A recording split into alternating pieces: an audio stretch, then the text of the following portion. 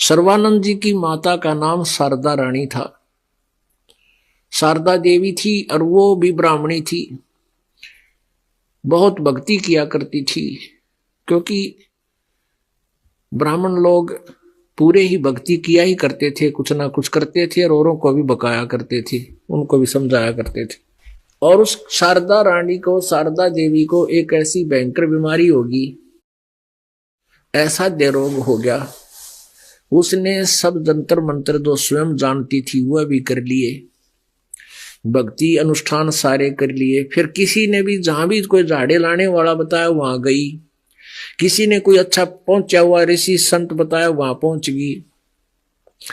वहां जाते ही उन्होंने उनको बताया कि ये क्रिया कर, ऐसे कर ले, इतना दान कर, वो सब कुछ कर लिया, कोई लाभ नहीं हुआ। तो अंत में फिर वो संत ऋषि क्या कहता है कि माता तेरे प्रारब्ध का दुख है, कष्ट है, ये प्रारब्ध का कर्म तो कर, पाप कर्म तो तेने भोगना ही पड़ेगा, ये प्रारब्ध का दुख है तेरा, इसका कोई समाधान नहीं है।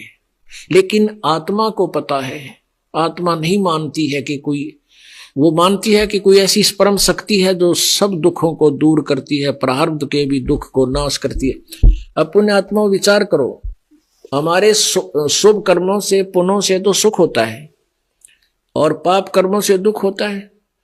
3 प्रकार के कर्म होते हैं, एक संचित कर्म, एक प्रारब्ध कर्म, एक क्रियवान कर्म। जो क्रियवान कर्म हम प्रतिदिन कर रहे हैं, और प्रारब्ध कर्म वो होते हैं जो हमारे जीवन में पहले ही निर्धारित किए हुए परमात्मा ने, विधाता ने, कि तू ऐसे ऐसे ये सुख होगा, इतना दुख होगा, इतनी संतान होंगी, इतनी मरेंगी, इतनी बचेंगी, ये पहले लिख दी जाती है। तो क्रियवान कर्म जो हम कर रहे हैं, ये क्रियवान कर्म हमारे संचित कर्मों में डिपॉजिट होते जाते हैं। संचित माने पहले का संग्रह किए हुए, और उन संचित कर्मों में पुण्य और पापों से थोड़ा थोड़ा मिलाकर एवरेज से एक प्रारब्ध बना दिया जाता है। तो जो संचित कर्म है वो तो रखे हैं, वो तो दुखी करें ना सुखी करें, वो तो अगले जन्म में फिर लाद दिए जाएंगे हमारे ऊपर। और क्रियावान हम कर रहे हैं, ये अभी दुखी करें कोई नहीं, क्योंकि ये संचित कर्मों में जाकर डिपॉजिट होते रहते हैं, प्लस हो जाए। हमें दुखी और सुखी अपने प्रारब्ध कर्म कर रहे हैं, पहले वाले कर्म जो प्रारब्ध में ऑलरेडी लिखे गए हैं।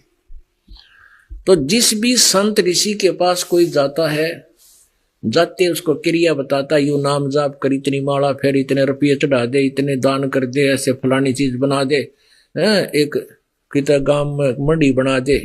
और जब उनसे भी आराम नहीं होता है, फिर लास्ट में कह देता ये तेरे प्रारब्ध का दुख है, ये तो तुझे भोगना ही पड़ेगा।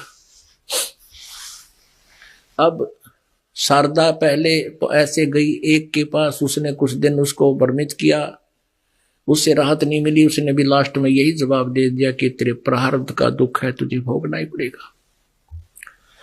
प्रारब्ध में लिखे पाप कर्म का दंड है, ये भोगना पड़ेगा, इसका कोई विकल्प नहीं है, तेरी मृत्यु के साथ अंत होगा। फिर दूसरे के पास गई, फिर तीसरे के पास गई, फिर चौथे के पास गई। सबने लास्ट, पहले तो जंतर मंत्र बताए, जंतर मंत्र बताते हैं तो आत्मा खुश होती है कि शायद राहत मिलेगी, लास्ट में उसका भी यही जवाब रहा। अंत में वो दुख पाने के लिए अपनी खटखटिया पकड़ दी कि ये तो मेरा प्रारब्ध कर्म का, पाप का दंड है, भोगना ही पड़ेगा। एक दिन परमेश्वर कबीर जी की एक शिष्या बेटी, शिष्या लड़की बहन उस शारदा के पास चली गई, कुशल मंगल पूछा तो शारदा ने सारी कहानी बताई कि बहन मेरा तो जीवन भी नरक हो गया।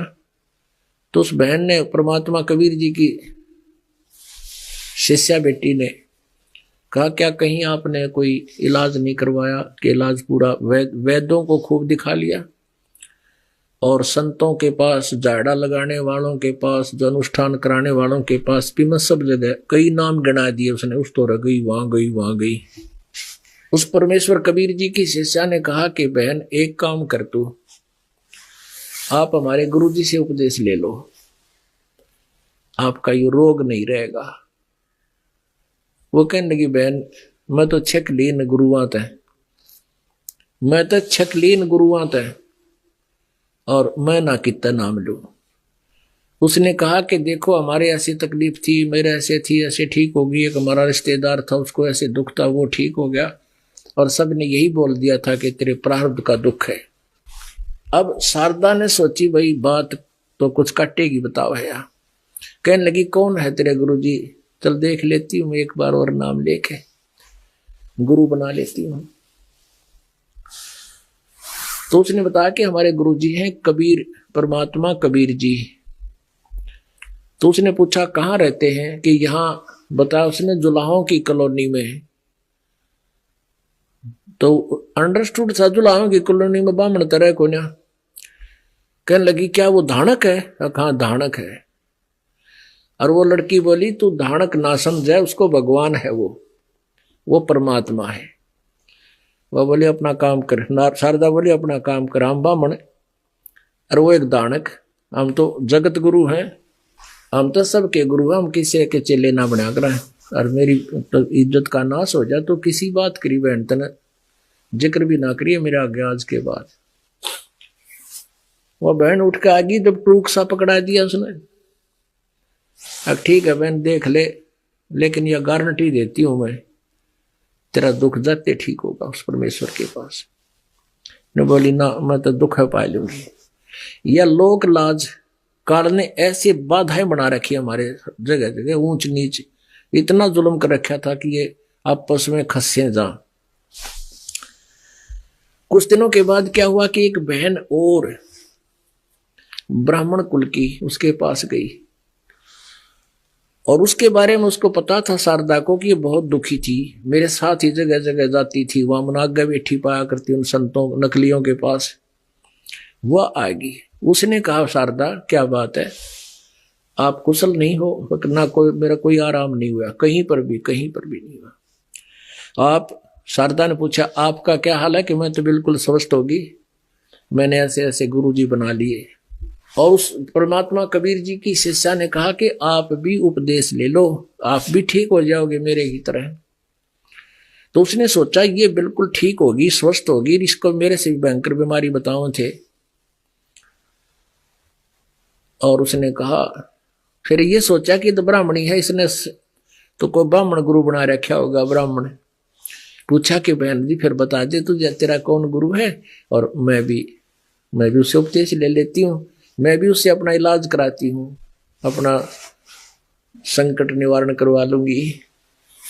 पर उस परमात्मा का नाम लिया कि कबीर परमेश्वर आए हुए हैं और यहाँ कॉलोनी में रहते हैं, जुलाहों वाली कॉलोनी में। अब शारदा के 3 चौड़ी पड़ी। कहने लगी बहन तू ब्राह्मणी हो के और तने केस कुछ भी ना आगा पीछा सोचा, ये क्या कर लिया तूने? है तने नाश कर दिया इज्जत का।